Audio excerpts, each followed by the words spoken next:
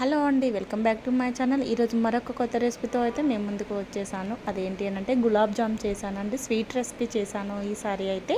పిల్లలు చాలా ఇష్టంగా తింటారు కదా, చాలా రోజుల నుంచి అడుగుతున్నారు గులాబ్ జామ్ చేయమని. అందుకోసం అని చెప్పేసి అయితే నేను చేశాను. అలాగే వీడియో కూడా తీశాను మీకోసము అని చెప్పేసి. ఇక్కడ గులాబ్ జామ్ ప్యాకెట్ అయితే ఒకటి తీసుకున్నానండి. దాంట్లో హాఫ్ ఆల్రెడీ ఇంతకుముందే చేశాను, ఇంకా సగం ఉండే అన్నమాట.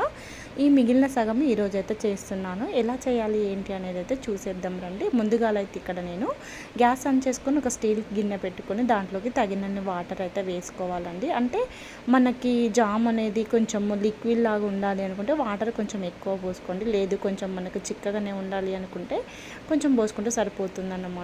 ఇక్కడైతే నేను ఒక మినిమం 100 to 150 గ్రామ్స్ వరకు అయితే వాటర్ తీసుకున్నాను. తర్వాత దీంట్లోకి ఒక బౌల్ షుగర్ అయితే తీసుకున్నాను అన్నమాట. అంటే 2 కప్పుల వాటర్కి 1 కప్పు షుగర్ మాత్రం తీసుకున్నాను. ఎగ్జాక్ట్లీ కొలతలు అని అంటే నేను అందరిగానే చేశానండి. ఒకవేళ మీకు ఏమన్నా డౌట్స్ ఉంటే మాత్రం కామెంట్ చేయండి, తప్పకుండా రిప్లై ఇస్తాను. తర్వాత వచ్చేసి నేను చెప్పాను కదా సగం హాఫ్ పిండి అయితే ఉంది అని, అదైతే చిన్న బౌల్లోకి వేసుకొని ఈ విధంగా ఉండలు లేకుండానైతే ఒకసారి చేయితో కలుపుకోవాలి. తర్వాత దీంట్లోకి అయితే గోరువెచ్చని పాలను పోసుకుంటూ కొంచెం కొంచెం పోసుకుంటూ ఈ విధంగా చపాతీ పిండి ఏ విధంగా స్మూత్గా కలుపుకుంటామో ఆ విధంగా కలుపుకోవాలి. నాకైతే ఈ గ్లాసుడు పాలు అయితే సరిపోయాయి అన్నమాట. దాంతో కొంచెం కొంచెం పాలు పోసుకుంటూ ఈ విధంగా కలిపి పక్కన పెట్టుకోవాలి. ఈ లోపు మనకు షుగర్ పాకం అనేది అయితే ఆల్రెడీ మనకైతే దగ్గర పడింది. దీంట్లో కొంచెం ఇలాచి పౌడర్ వేసుకుంటే షుగర్ పానకం అయితే రెడీ అవుతుంది. అంటే మనకేం ఎగ్జాక్ట్లీ పాకం రావాలని అయితే ఏం లేదు. మనకి కొంచెము స్వీట్నెస్ అనేది మంచిగా తిక్కుగా వచ్చి దాంట్లోకి మనకి చిక్కగా అయితే సరిపోతుంది అన్నమాట. కొంచెం జిగురులాగా ఉంటే సరిపోతుంది. తర్వాత వచ్చేసి ఇక్కడ చూసారుగా పాలు కొంచెమే మిగిలినాయి. మ్యాక్సిమం నాకైతే గ్లాసుడు పాలు అయితే పట్టాయి అన్నమాట. ఈలోపు మళ్ళీ కడాయి పెట్టుకొని ఆయిల్ పోసుకొని ఆ ఆయిల్ని కూడా మీడియం ఫ్లేమ్లో మనమైతే వేడి చేసుకోవాలన్నమాట.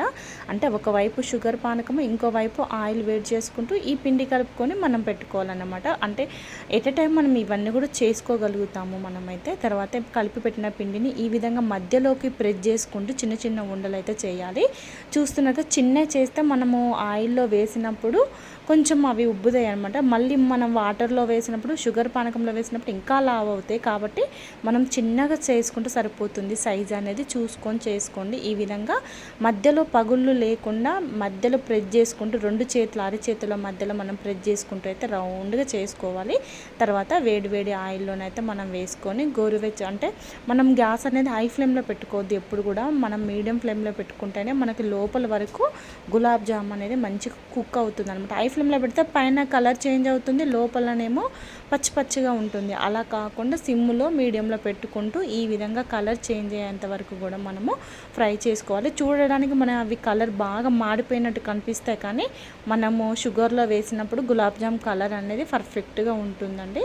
ఈ విధంగా అన్నీ కూడా వేసుకొని ఈ విధంగా చేసుకోవాలన్నమాట. మొత్తం చూసారా, నాకైతే ఒక 10 to 15 వరకు అయితే అయ్యాయి. తర్వాత మనము ఈ చేసిన పానకం అనేది గ్యాస్ ఆఫ్ చేసుకొని చల్లారనివ్వాలన్నమాట. అంటే గోరు వెచ్చగా ఉన్నప్పుడు వేడి దాంట్లో వేస్తే పగిలిపోతాయి అన్నమాట గులాబ్ జామ్ అనేది. అలా కాకుండా వాటర్ అనేది మ్యాక్సిమం చల్లారిన తర్వాతనే ఆ షుగర్ సిరప్లోకి అయితే మనం గులాబ్ జాములు వేసుకొని దాంట్లో చూసారుగా నాకైతే సరిపోయాయి వాటర్ అనేది. తర్వాత దీనిపైన డ్రై ఫ్రూట్స్ ఏముంటే అవి పైన ఈ విధంగా గార్నిష్ చేసుకోండి. చేసుకున్న తర్వాత మనం వీటిని కొంచెం చల్లారిన తర్వాత తింటే ఈ గులాబ్ జామ్ అనేది వాటర్ని మొత్తం ఈ విధంగా పీల్చుకుంటుంది అన్నమాట. మనము ఏమంటారు దీంట్లో ఫ్రిడ్జ్లో పెట్టుకొని అయినా తినొచ్చు, లేకపోతే సైడ్ కన్నా పెడితే ఆ వాటర్ అనేది గులాబ్ జామ్లోకి ఇనికి ఈ విధంగా మనకైతే జామ్ రెడీ అవుతుంది. మీరు కూడా కావాలంటే ఒకసారి ట్రై చేయండి.